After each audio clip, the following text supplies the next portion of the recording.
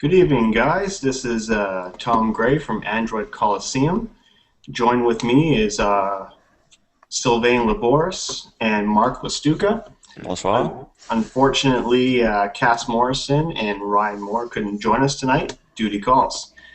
So we wish them a great evening, and hopefully they'll be with us next week. So there wasn't a whole lot of news that happened this week. So we're kind of chopped down some of the articles. This probably is going to be a shorter hangout, but to make things a little lively, Sylvain and myself will have a ROM battle in just a short time. Keep in mind, I'm not the usual host of this. Obviously, Ryan Moore takes care of that. So if I seem a little lost at times, please be gentle. This is my first time leading.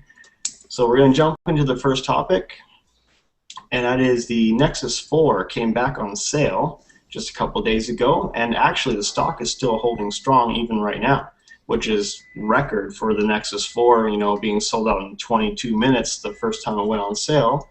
And surprisingly enough, the bumpers are also in sale, and in fact I even ordered two myself. Just before the hangout right now, the pre-show, I was harassing Sylvain to buy a Nexus 4 and sell his Galaxy Nexus to recoup some of the cost.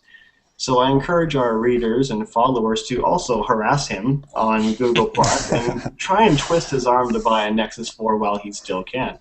That's a lot of pressure. That is a lot of pressure. So what I'm going to do is, Sylvain, what about the Nexus 4 would actually be your purchase point? What excites you most about the Nexus 4 and what would lead you to buy it? Well, you know what? I'm very happy with my Galaxy Nexus. My first thought was that it would last me 5 years. It's probably not good anymore. I'm 1 year into it. I still like it for another year, but now that you talk to me about selling it at a certain price and paying the low price on Google Play, it might be interesting. What I would like from the Nexus 4 is the 2 gigs of RAM. I think I could use that. I like to, the camera where you can just have the HDR option. Mm-hmm. Right now I'm using another app and I don't really like that. Do I use it often? Not really, but it's always interesting to have. Other than that, you know what? It's just to be. Oh, another good point would be the key lime. As soon as it's out, I would have it. Yes. So that's a good point too. When it comes out, I'm not sure. Probably November, December. I'm actually not sure when they're scheduling to release it, but I'm sure there's a lot of people looking forward to it, and surely we'll see some pre-release on XDA for us to grab a hold of maybe July before it becomes official. Who knows? We'll keep an eye out for that. Mark, how are you enjoying your Nexus 4? Enjoying it a lot. This is obviously the new one that I got replaced in, and I've since covered it in all the sorts of skins and everything to keep it safe. But I've really been playing a lot with different launchers. So now I've been using Nova, and right now I'm on Apex. I like Apex because it has a theming. So like you can see, I've kind of given. You can see the home button's kind of cool theme. So you can get all the kind of the neat themes that that you can get with like the custom ROMs. Only it's not a custom ROM, but. So you're running stock on your Nexus 4 it's right stock, now? yeah, right now. So. And I ordered the bumper. I did too. Yeah, I don't know. Ryan was giving me flack because it was so expensive, especially with the shipping. But yeah, I ordered two. Because my wife April, her Nexus 4 actually shipped today, and I ordered two bumpers to go with it, and it came out to like $55 for two bumpers plus shipping and taxes. So yeah, I mean, I'm an accessory junkie. I'm gonna spend whatever it takes. All right, so we'll jump on to the next topic, and that topic is Sylvain's and my ROM battle. Sylvain is pro when it comes to Android Open Kang project. I, myself, am a supporter of CyanogenMod, and we clash and we butt heads. And the pre-show, we were comparing topics, and now we're going to kind of go into it. So, Sylvain, I know you're excited to do your little ROM control thing, and so how about you take this one, and I'll follow you up. Okay, well, what we were doing in the pre-show was simply naming options that Android OpenKang has, and Tom was saying, okay, yes or no, it's in CyanogenMod. But first of all, I need to say I've had CyanogenMod for the longest time, and during the Christmas time, I was, of course, flashing all the nightlies I could find of CyanogenMod. And at some point, I started having problems with my Wi-Fi, other things with Bluetooth, and all those little issues. And I thought, okay, that's it. I need to try again with AOKP. And you know what? It's rock solid. I have I first installed the Milestone 1, Milestone Release 1, Build 1. Not too long after they released the Build 2, I'm on it. You know what? Everything works. It's just awesome. And also, I'm on AOKP. I want to stay away from CyanogenMod because I want to stay away from flashing something every day and having surprises. I want stability. I think that's where I'm at now. All right. So I'm just going to name a few things that Android OpenCang has that CyanogenMod doesn't, and I think those a few points are really key points for me. First one was the little left and right arrows on the keyboard. You have the cursor, and you usually just take your finger and try to move it around. Now you can just go left and right. So that's a good point for me. The other one, I really like the new toggles from Google, but I find them too big when it's only 3 wide. So with AOKP, you can go 3, 4, or 5. Personally, I like to keep mine at 4. With all the toggles I selected, I find that it's the perfect layout for me. Other than that, custom boot animation, it's pretty good because you can select your boot animation and preview it. So sometimes from XDA, I download a new boot animation that someone did, and okay, what does it look like? I don't want to install it unless I see it. In the past, there was a program that you had to install, and then it could show you a preview. Now it's all in AOKP. That's it for now. Do you want to show a few points from your CyanogenMod, and I'll go back to AOKP after? Sure, sounds good. Okay. See, I agree with you on some of the spots. The toggles are pretty big, and occasionally they can kind of be on the ugly side of Google's new toggles. Are really big.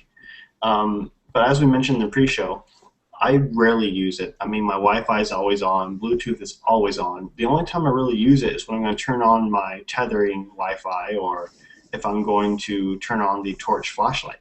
That's the only time I'm really in there. So that's really a non-issue for me. Mm-hmm. When it comes to updating my ROMs, I need it every day. And when CyanogenMod skips a day, and like, oh, we're just not going to release an update today, just a bigger one tomorrow, I'm sitting there checking every hour. Where's the update? Where's the update? Where's the update? I need that update. I'm scratching myself. I have an addiction, right? So I kind of need that. Some of the features I like about CyanogenMod is the Chronos clock, which takes your typical circular clock that we all know about on the Jelly Bean 4.2 and adds a whole bunch of features like weather, calendar, events, and then you can even make it a digital clock instead of the circular clock. And that's actually built right into the widget now of their own CyanogenMod. So they're actually renaming it to C-Lock now, just for those, which will be in the next nightly.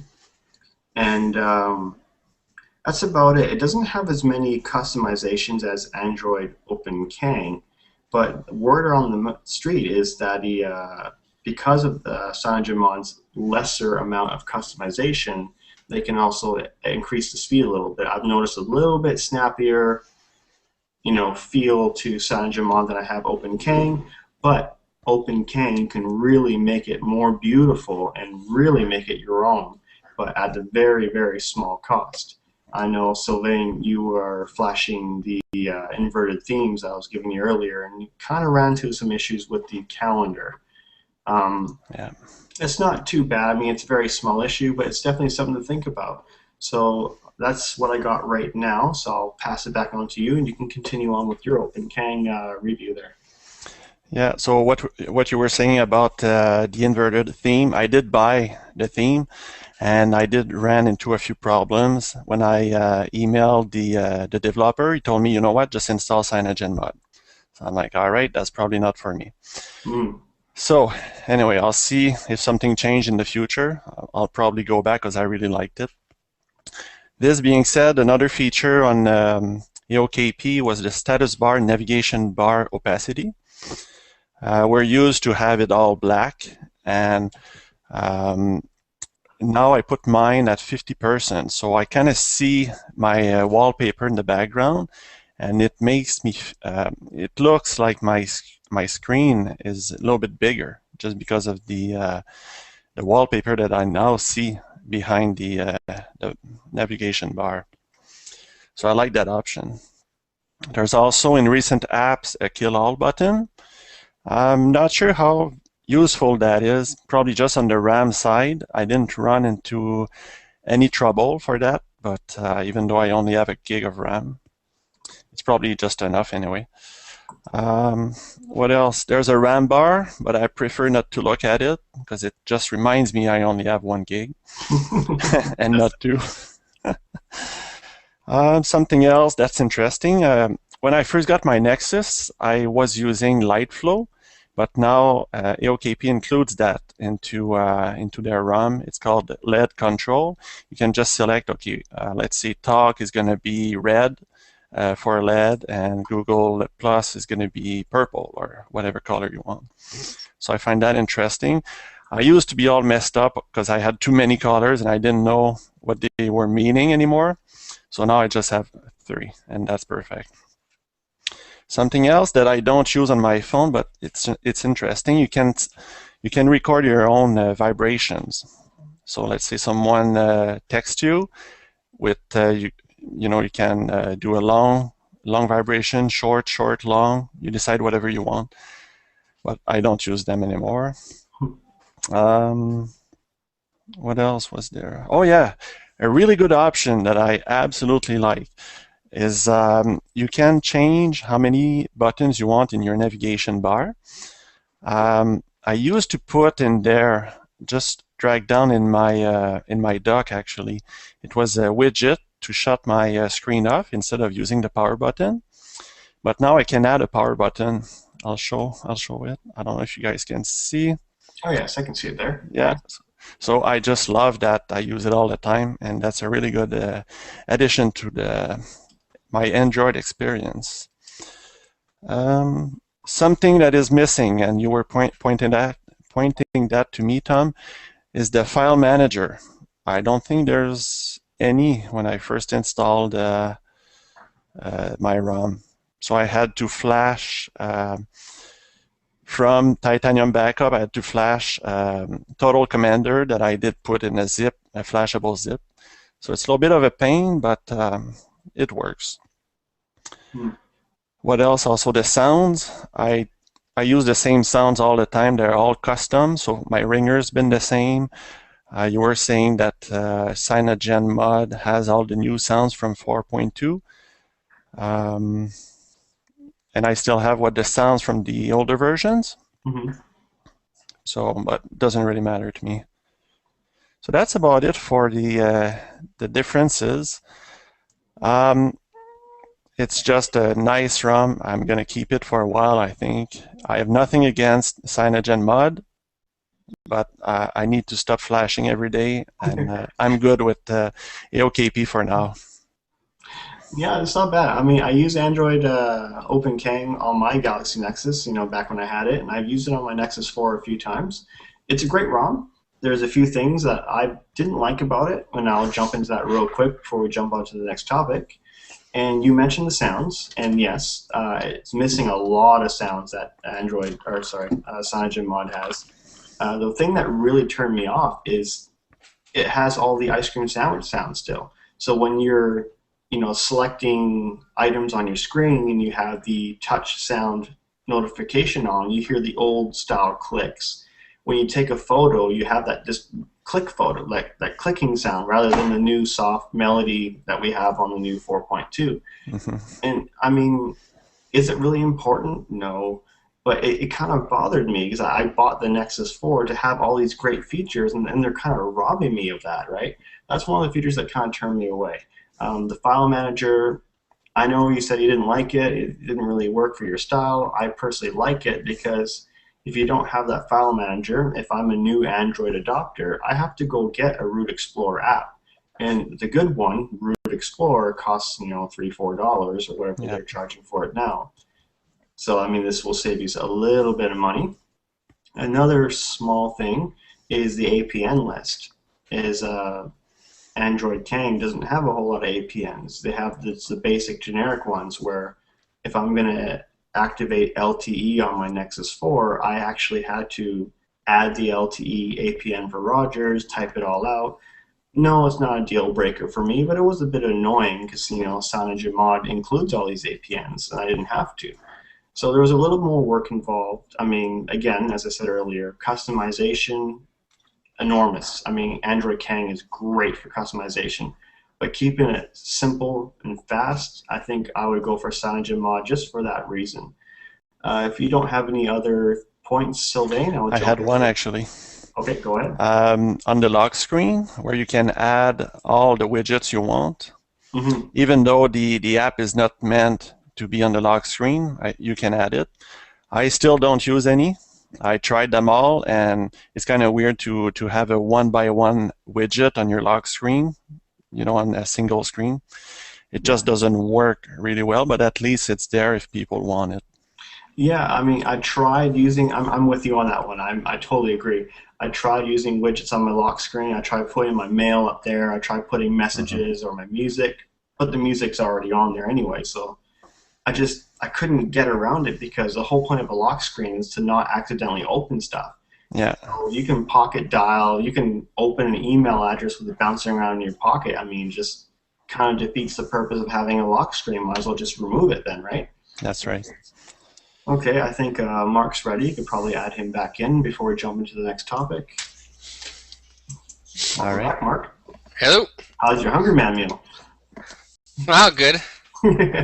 Okay, so moving on, we're hitting up the Motorola X phone. I know Ryan Moore is not a big fan for rumors, but sorry, Ryan, you're not here, so we're going to do that. So the Motorola X phone is supposedly going to be the next Nexus from Google, obviously hosted by Motorola. And what really caught my eye about this phone is they're saying looks like it's going to have micro SD support. They're not releasing a whole lot of details about it because, again, it's all rumors at this point. Hopefully we might see the octa-core because by the time it's released, it's going to be around November if they keep their schedule.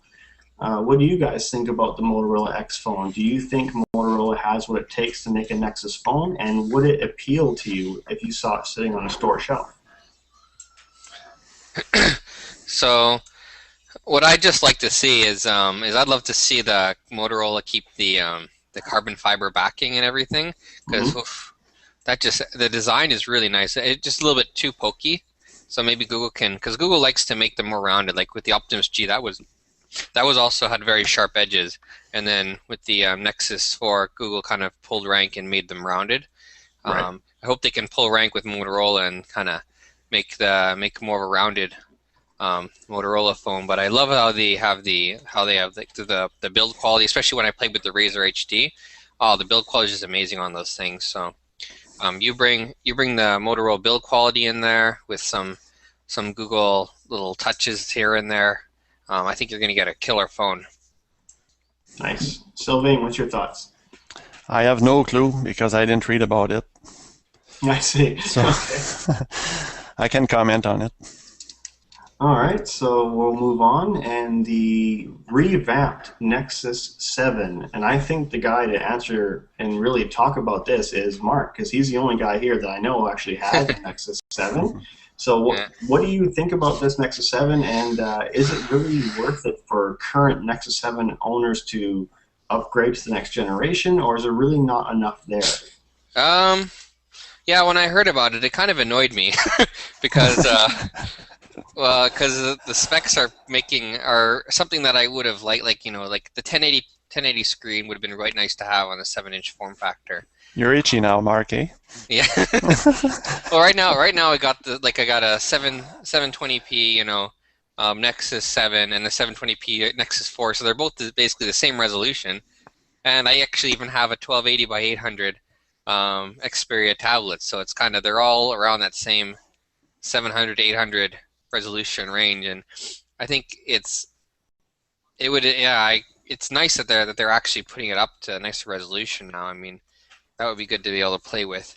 I'm not sure the specs for it. I don't. Did they have it with the quad core in there?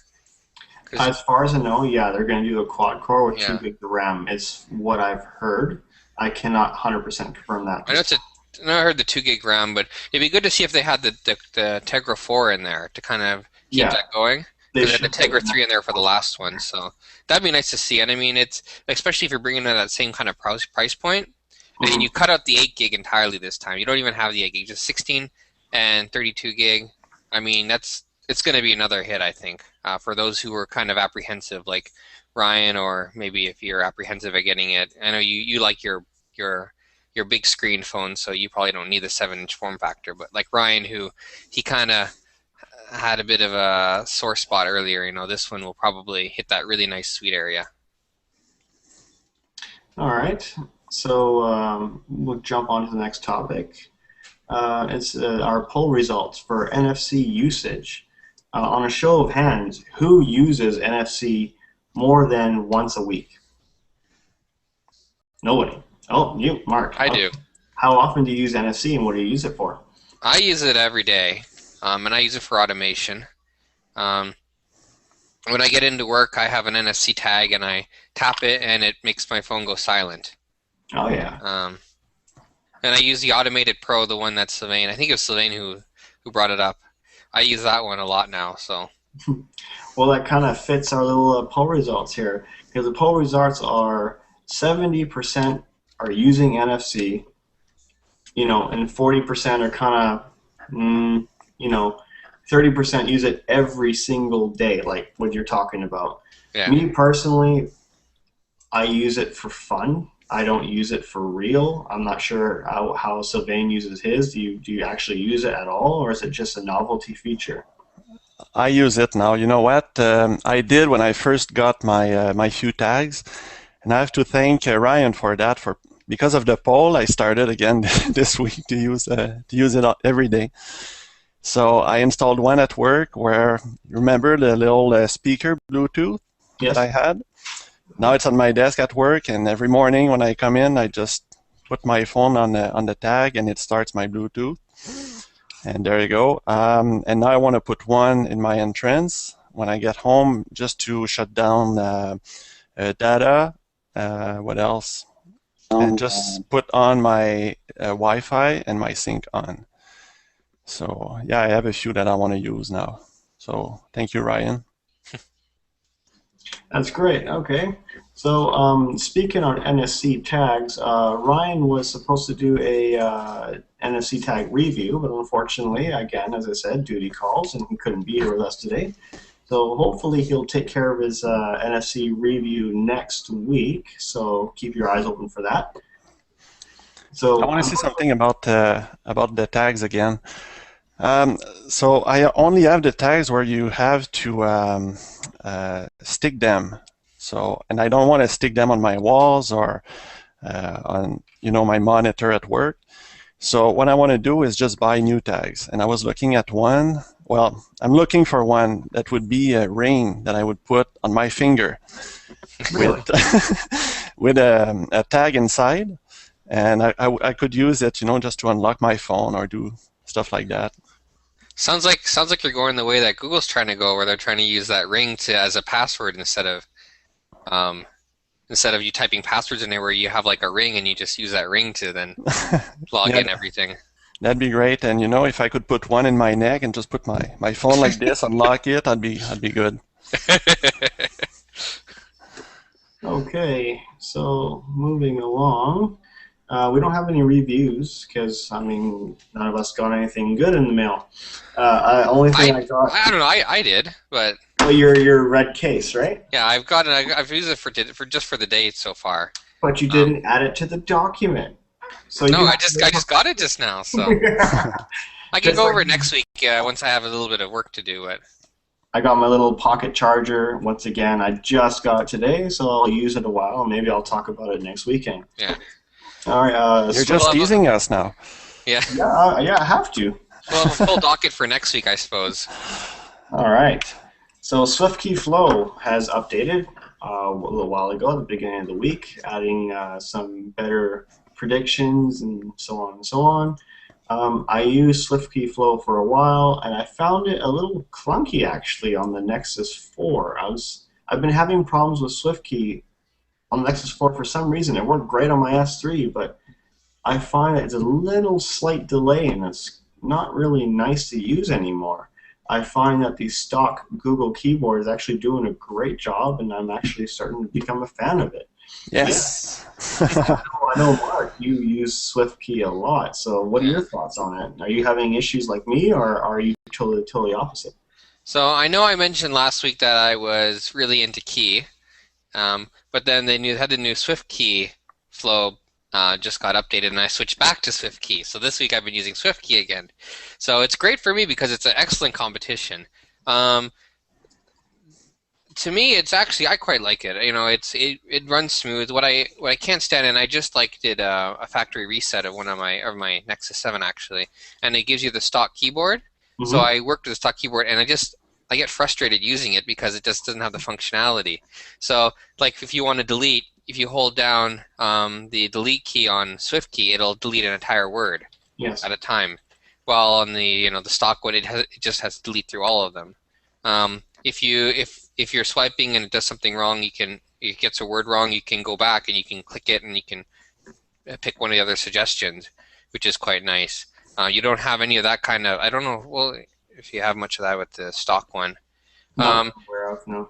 What I do like also is when you're at an email, if you're at an email to input your email, they'll have a little @ symbol, and if you hold down the @ symbol, it'll give you a common one. So it'll say like @yahoo.com, @gmail.com, and @hotmail. So you type your first part, and then you hold that down, and then you select Gmail or something, and then it auto fills it in. So it's a lot of little shortcuts that they've added in there, and they finally added the berry color. I just love that berry color. So it's good that they brought that one in the new. Matches your case. Yeah, exactly.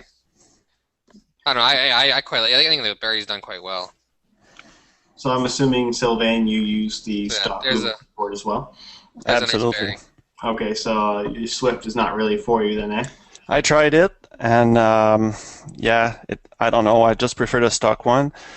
Do I have a really good reason for that? Probably not. Maybe I think that installing an extra keyboard takes more memory or something, which is probably not true, but that's only what I think. I just like the stock keyboard. As soon as they added the gesture, of course I wasn't used to it because I never used it before. I just loved it, and I stick with it now. I kind of agree with you a little bit about installing a stock keyboard might take up more memory. I mean, you're probably right, and I'm sure some people will probably scream at me for just saying that, but always stock stuff that comes with a Google phone is going to work better, for the most part anyways, just like an iPhone. If you have an iPhone, everything stock in there is probably going to work better than anybody's third-party app on the market. It's just usually how things go. There are some exceptions, but that's usually how it works out. So I agree with you on that one. I find it, if you want to keep a very clean, fast-running system, probably best to stick with the stock. Yeah. Okay, so the Google Play Store gets translations. I know it really doesn't do a whole lot for us, but obviously it's going to help out a lot of people. I actually haven't yet to see any translations. I mean, have you guys seen anything? Because I know, Sylvain, you're obviously French, and Mark, you were talking to me about using Japanese keyboards. So have you guys seen any of these features come to pass?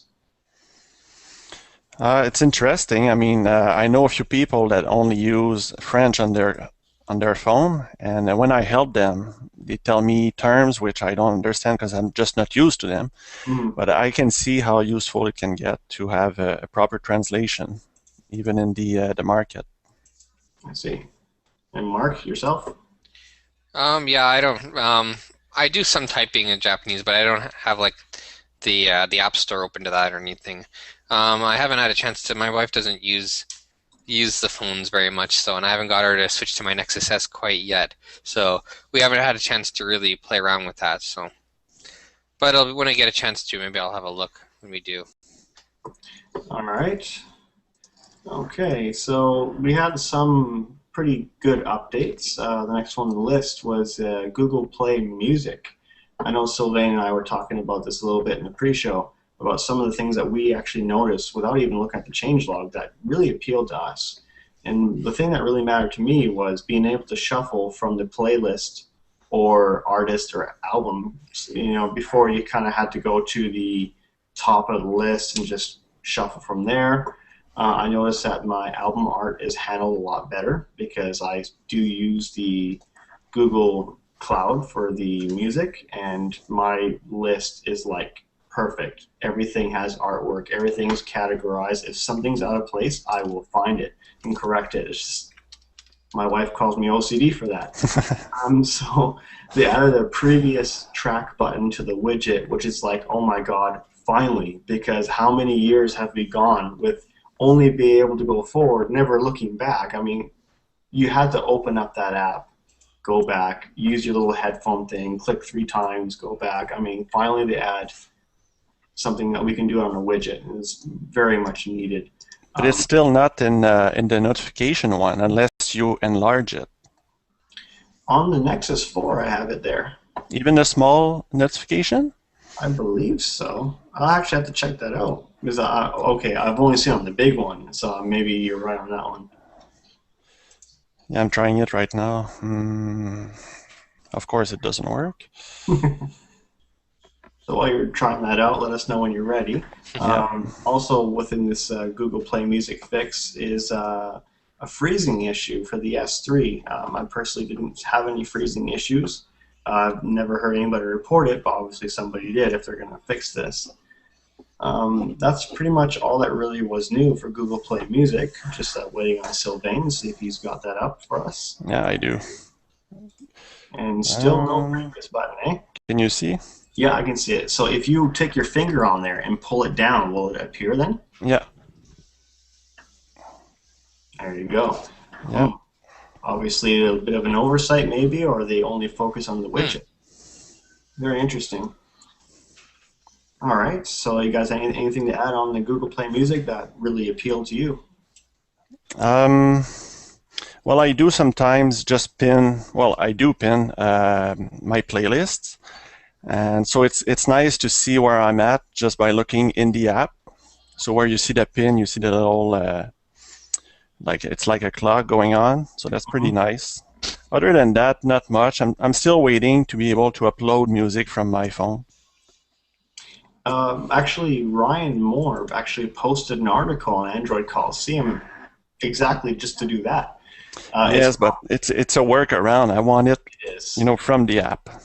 Yeah, it's not from the app per se. You have to get some outside stuff, and yeah, it's not going to be the easiest thing, but it can be done. Yeah, absolutely. Would I do it? No. No. For the people who want to, there is options available. Okay, so moving along, Google Plus also had an update. Not too much going on with Google Plus, but they did kind of redesign and move our notification to the top upper right portion of the screen now, and I personally found the notifications be a little more reliable. I often had my notifications list kind of bug out on me every once in a while in the previous version where I'd click it and there'd be like a 1-second delay, and it would kind of slide out. My notifications of 3 would all of a sudden click down to 0, and then I had to kind of go through my list and see who mentioned me or somebody left me a comment, and I don't know how far down the list I had to go. So that was kind of an annoyance, but I haven't had that problem with the new update. So I mean, I'm really loving the new style. It's beautiful. It just flows much smoother than it did on the previous version. I think they did a great job for it. One thing I sent feedback for on Google Plus, I'm still waiting for them to add it in. I was very disappointed they didn't add it this time. is when I'm commenting on an event page, for example, Android Coliseum event page, we often talk on there. When I'm commenting on my phone, my autocorrection doesn't work. I just type and it will not autocorrect my... That's right. Yeah. Same with editing a post. Let's say I'm commenting on Mark Lestuca's post about his red case on his Nexus 7, and I get a typo on there, or I want to add more information. When I jump on there and add an extra line of comment, once again, my autocorrect doesn't work. It just doesn't function at all. And for a Google service not to work on the stock Google keyboard, like it's just not activating, is unacceptable. You know, for Google's own app not to work with their own phone on their own keyboard, there's something amiss there. And the fact that they're still not getting it working is astonishing to me. So that aside, what do you guys think about the new Google Plus? Do you like the new notifications? Do you like the old style? What do you think? Well, it's like any update, right? You need to get used to it. I was used to having my notifications on the left, so the first time I updated the app without looking what's new on it, I'm like, okay, what's going on? Oh, it's on the right now. So I was like, not sure I like it, but you know what? I'm going to get used to it, and just like anything else, so I'm okay. All right, and Mark, your thoughts? Yeah, I like how they have it dedicated on its own there. What I'd still like to see is that to be persistent. So if you go into different commenting section, for example, and you make a comment on something, oh, it notifies you, oh, you have like maybe 7 notifications, for example, and you go into one notification and you want to check and you make comment. It'd be great if you could just hit a notification back there instead of having to go back to the original screen, because then you can easily jump through all the different notifications that you need. No, I'm with you on that one. That would be a great feature as well. So for anybody listening, if you agree with us, please help us out. If it's Mark's notification, things that needs to be changed, or if it's my autocorrect not working, do us a favor, do everyone a favor. Report feedback to Google, mentioning these features. You know, the more people who kind of speak up, you know, the more inclined Google might be able to add these in for us, all right? So if you guys agree with us, help us out. All right, so if we're all done with that, we'll move into the App Coliseum, and that seems to be one of our favorite topics of the week. They're not apps that we're promoting, they're just apps we like, and we thought it would be fun for us to share an app every week or every other week now, because we're doing polls. So this is our chance to show you an app that we're currently using that we like and we think you should try.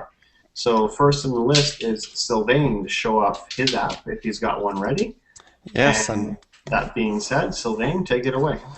All right, I'm just sharing my screen. All right, so you see the app is called Delayed Lock.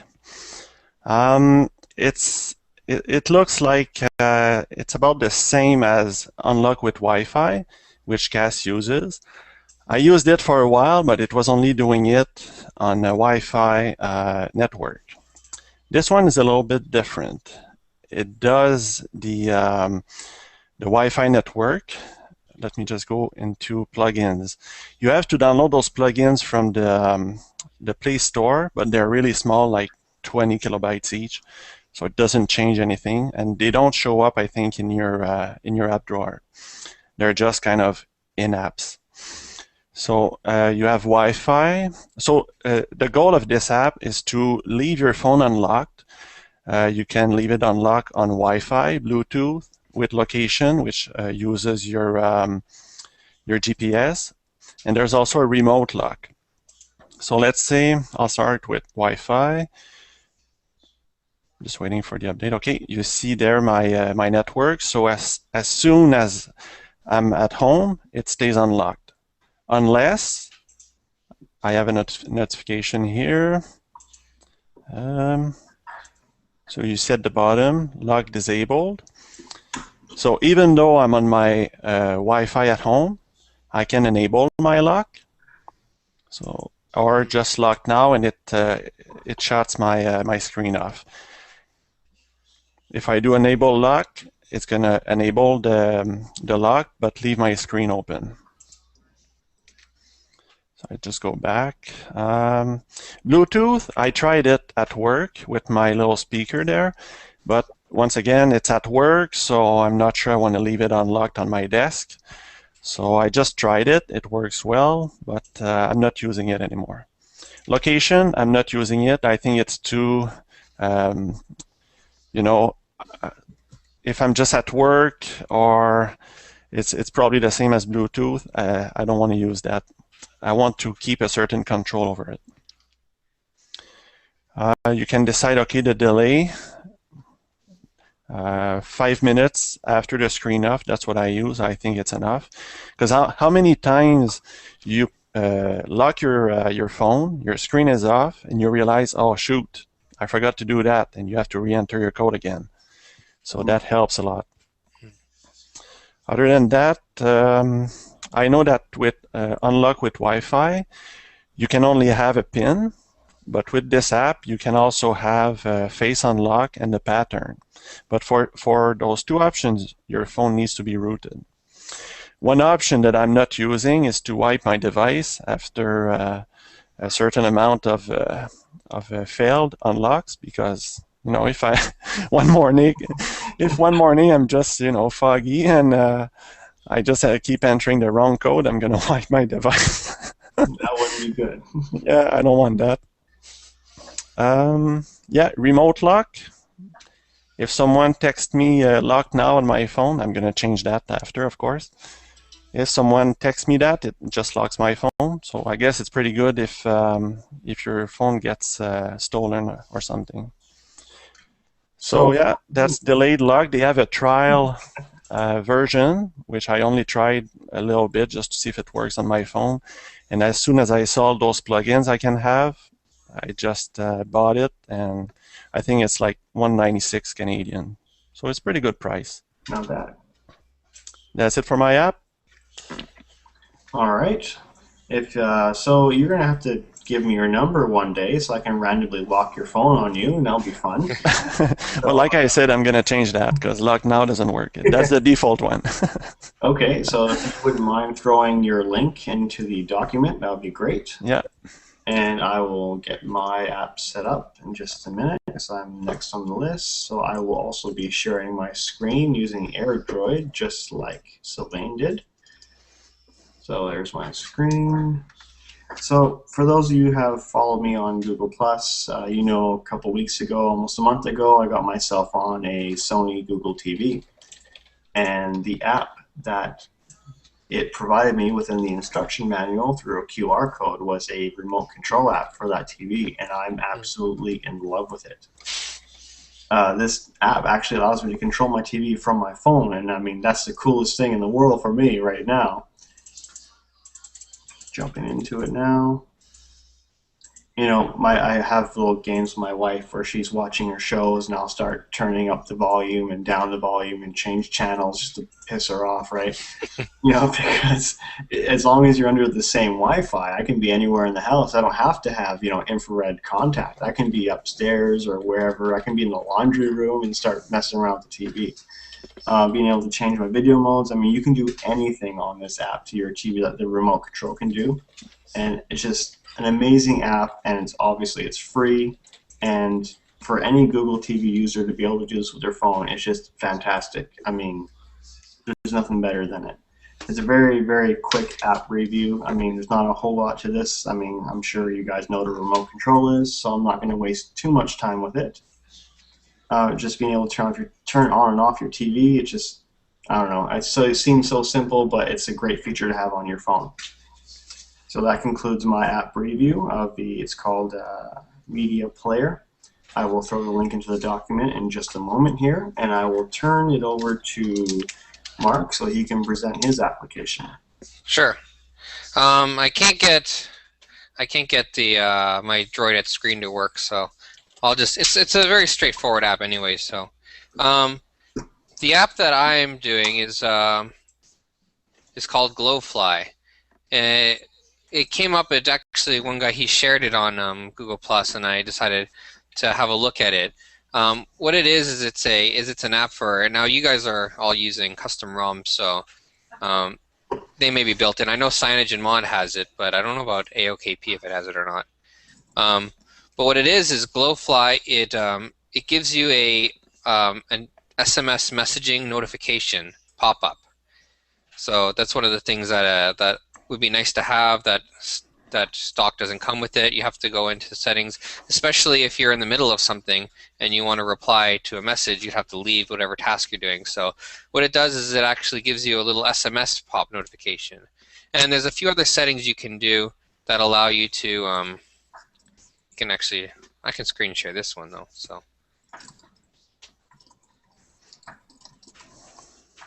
So this is kind of what it'll look like, and it's got some. It looks really nice. You can customize the different buttons too. So that's just dismiss and reply, but you can completely customize those to be whatever you want. It works with MMS. They also have different plugins that allow you to do for missed calls and battery alerts. Although I have the missed call, but I don't have the battery alerts. So you can see it auto replies to it. So now I just had Tom send me a text message here quickly, so you can have a look. See now that pops. Oh. Let me cover up. So now you can see that it gives you the message and it gives you the different options there.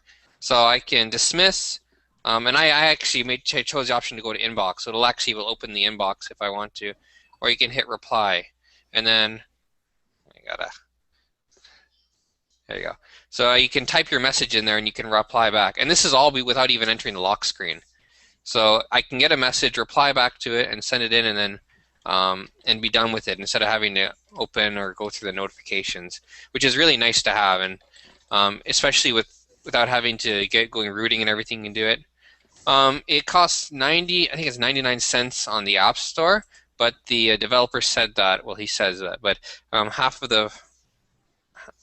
the profits will go to cancer research, which is nice to do. So it goes to something good.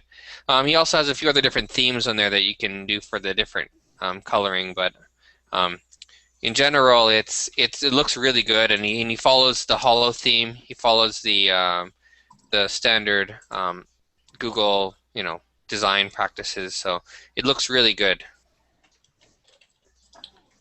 That's great. So for those of you playing the home game, I made the same mistake Mark did, and I showed his number for a brief couple of seconds. So if you want to harass us via text message, all you have to do is play this video and click pause in the right spot. Anyways, I got it covered. I should have added you to the contacts so that it would just show your name. It's all good, man. I mean, people have my number, and cool thing about CyanogenMod is if there are that odd person that doesn't want to harass me, I can put them on the blacklist. No problem. So, any you guys have any last moment comments before we wrap this up? Not really, other than we'll be opening the Hangout to everybody in a few minutes. So as soon as we're done, it's going to be open to the public. I know there's at least one person that wants to come in. That person's been messaging me. So yeah, that's about it. Okay, so on behalf of the Android Coliseum team, we bid you guys a farewell. Thanks for watching. Don't forget about the giveaway I'm doing tomorrow. I'm announcing the winner of the green Cruiser Light case for the Nexus 4. So keep your eyes open for that tomorrow. Thanks for all you guys joining us and watching us tomorrow or the next days on our YouTube video. Have a good night, everybody, and hopefully we'll see Cass and Ryan again next week. All right, take care, guys. On behalf of Android Coliseum, I'm Tom Gray. Sylvain Boris. And Mark Lasuka. Take care, guys. All right, see ya.